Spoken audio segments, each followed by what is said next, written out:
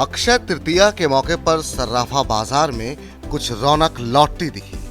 व्यापारियों के संगठन कैट का अनुमान है कि इस बार अक्षय तृतीया पर सर्राफा बाजार में 15,000 करोड़ रुपए का कारोबार हुआ।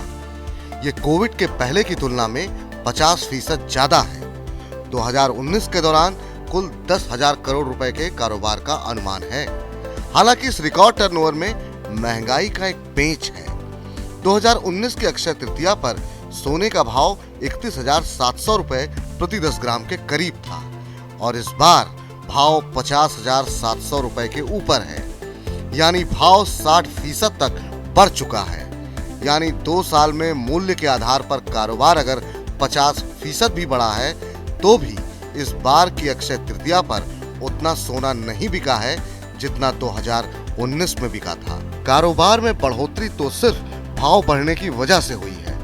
बुलियन तथा ज्वेलरी एसोसिएशन भी कम ग्राहकी के लिए सोने की बढ़ी हुई कीमतों को वजह मान रहे हैं। The Boolean and jewellery association के प्रेसिडेंट योगेश सिंघल कहते हैं कि अक्षय तृतीया पर कारोबार बढ़ने की उम्मीद थी, लेकिन सोने का भाव 50,000 रुपए के ऊपर बना हुआ है, जिस वजह से उतने खरीदार बाजार में नहीं उतरे जितने 2019 की अक्षय तृतीया पर थे। यानी बढ़ी हुई कीमतों की वजह से अक्षय तृतीया पर ज्यादा ग्राहकी की संभावना नहीं थी। ज्वेलरी की बिक्री पहले से ही कम थी और मार्च में खत्म तिमाही के दौरान सोने के आयात में भारी गिरावट भी आई।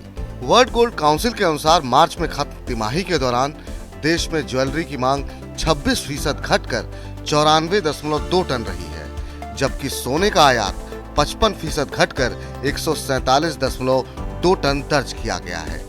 इस हिसाब से जब तक सोने का भाव कम नहीं होता तब तक बाजार में रौनक लौटने की उम्मीद कम है। बाजार के जानकार सोने की कीमतों में कमी की संभावना से भी इनकार कर रहे हैं। ब्रोकिंग फर्म ट्रस्टलाइन के कमोडिटी एक्सपर्ट राजीव कपूर का मानना है कि इस साल सोने की कीमतों में बड़ी गिरावट की उम्मीद कम है।